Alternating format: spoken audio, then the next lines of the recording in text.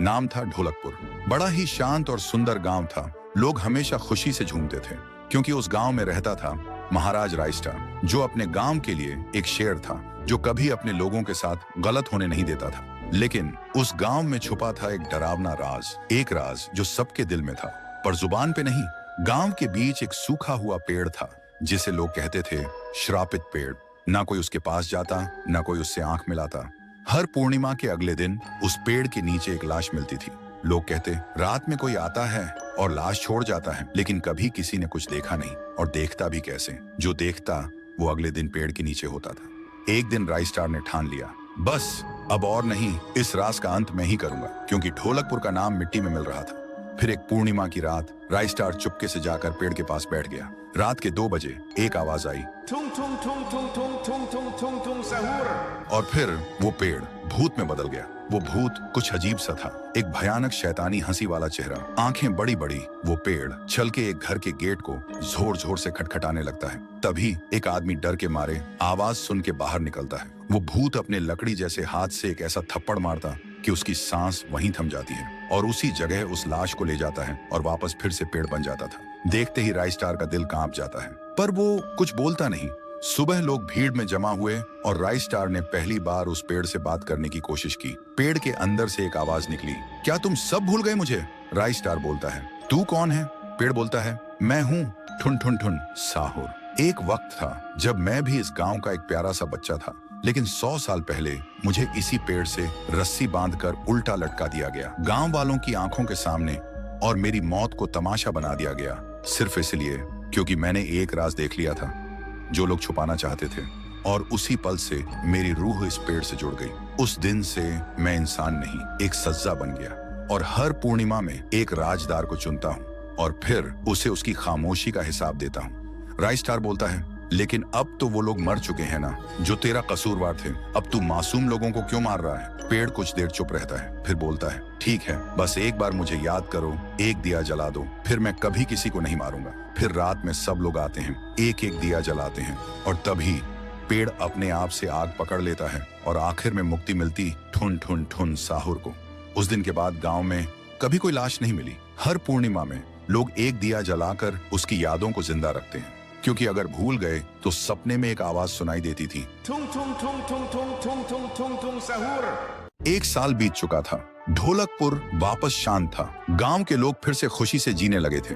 हर पूर्णिमा को लोग एक दिया जलाकर ठुन ठुन ठुन साहुर को याद करते थे। पर एक रात कुछ ऐसा हुआ जो फिर से सब कुछ बदल के रख दिया। लाशें फिर से मिलने लगी। हर 2 दिन बाद किसी न किसी के घर के सामने एक कटी हुई लाश पड़ी होती। गांव फिर से कांप उठा। एक दिन सब लोग महाराज के पास पहुंचते हैं और रो रो कर गांव की घटनाओं के बारे में बताते हैं। रात को महाराज 2 सेनापतियों से कहते हैं, जाओ और खोजो इस कांड के पीछे कौन है। लेकिन सुबह सिर्फ उनकी लाशें लौट कर आईं। एक का सिर था ही नहीं, दूसरे के पैर कट चुके थे।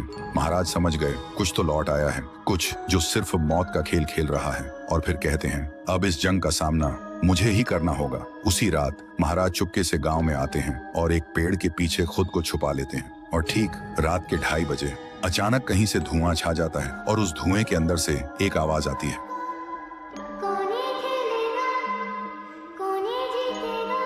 और फिर धुएं के बीच से निकलती है एक गुड़िया, गोल आंखें, एक बेजान सी मुस्कान, लेकिन चेहरा मौत का पैगाम। वो गुड़िया एक घर के गेट तक जाती है और बच्चों जैसा एक गाना गाने लगती है। उसके गाने की आवाज सुनकर एक आदमी बाहर आता है और अगले ही पल वो गुड़िया उसका सिर चबा जाती है। वो आदमी तड़प तड़प के वहीं जमीन पर गिर जाता है। महाराज सब कुछ देखते हैं, उनकी आंखें भर जाती हैं। उन्हें समझ आ जाता है इसके सामने जाना मतलब खुद का अंत लिखना है। अगली सुबह गांव के लोग इकट्ठा होते हैं। महाराज कहते हैं, ये पिछले भूत से भी ज्यादा डरावनी है। इसे सिर्फ वही हरा सकता है जो मौत को पहले ही हरा चुका है। और फिर एक पूर्णिमा की रात सब लोग दिया जलाकर पुकारते हैं, आप वापस आइए, आपके बिना ये गांव जिंदा तो है पर जीने जैसा नहीं। तभी एक आवाज गूंजती है, थुंग थुंग थुंग थुंग थुंग थुंग थुंग थुंग थुंग सहूर। और उसी देह की आग से एक जलता हुआ पेड़ बनने लगता है और उसी पेड़ में से ठुन ठुन ठुन साहुर निकलता है। तभी फिर से वही धुआं छा जाता है और उसके साथ ही एक आवाज, सब लोग घुटनों के बल गिर जाते हैं और कांपती आवाज में बोलते हैं, हमें बचाइए, वो आ गई है। ठुन ठुन ठुन साहुर एक जोरदार जंप करता है और सीधा उस धुएं में घुस जाता है और शुरू होती है एक आखिरी जंग। ठुन ठुन ठुन साहुर और गुड़िया की। जमीन कांपने लगती है, आसमान से बिजली गिरती है और जब धुआं हटता है तो दिखाई देता है गुड़िया बिखर चुकी थी। हाथ अलग, सिर अलग, पैर अलग। और तब से गांव में फिर से एक नई सुबह हुई।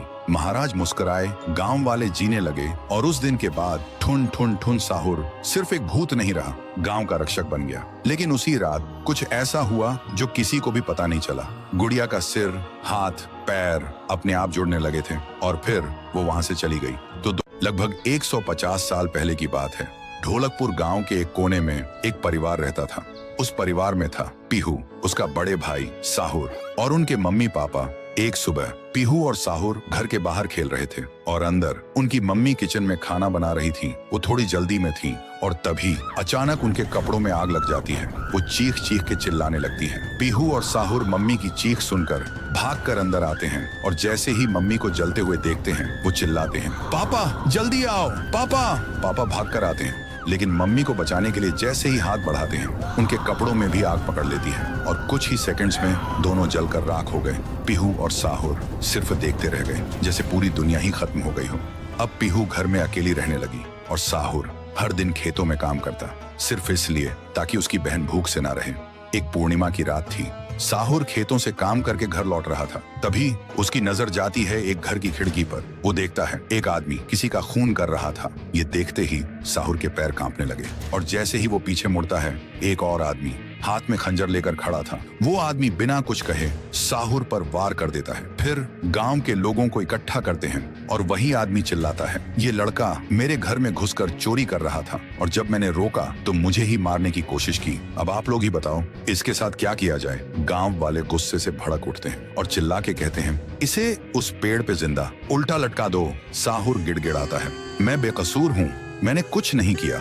लेकिन गांव के किसी ने भी उसकी एक ना सुनी। उधर उसकी बहन रात भर उसका इंतजार करती रही और सुबह जब वो उसे ढूंढने निकली तो देखती है उसका भाई गांव के बीच वाले सूखे पेड़ से उल्टा लटका हुआ है। ये देखते ही पीहू टूट जाती है, जोर जोर से चीखने लगती है और उसकी चीख पूरे गांव में गूंज जाती है। फिर गांव वाले पीहू को भी चोर का बहन कहकर गांव से निकाल देते हैं और तब से साहुर की आत्मा उस पेड़ के अंदर समा गई थी और पीहू गांव के बाहर एक झोपड़ी में रहने लगी थी। रोज एक पेड़ के नीचे बैठकर भीख मांगती थी, लेकिन कोई भी उसे कुछ भी खाने को नहीं देता था। वो बस भूखी पेट पेड़ के नीचे लेटी रहती थी। साहुर भी अपनी बहन का दर्द महसूस कर पाता था, लेकिन वो कुछ नहीं कर सकता था। फिर एक दिन पीहू रास्ते में खाना मांग रही थी और तभी एक नशे में चली गाड़ी ने उसे कुचल दिया था। तब से पीहू एक भूखी आत्मा बन गई जो हर गांव में भटकती थी, सिर्फ एक ही बात कहकर, मुझे भूख लगी है। ये सब याद करते ही तुंग तुंग तुंग साहुर की आंखों से आंसू टपकने लगते हैं और तभी उसे एक आवाज सुनाई देती है और बिना कुछ सोचे तुंग तुंग तुंग साहुर उस सूखे पेड़ के अंदर से निकलता है और अंधेरे में सीधा उस आवाज की तरफ चल पड़ता है। तो दोस्तों, अगर आप चाहते हो कि अगले पार्ट में पीहू, गुड़िया और तुंग तुंग तुंग साहुर की पावर दिखाई जाए तो इस वीडियो को 2 लाख लाइक्स तक पहुंचाओ, तभी आएगा असली तांडव। एक लड़की थी, नाम था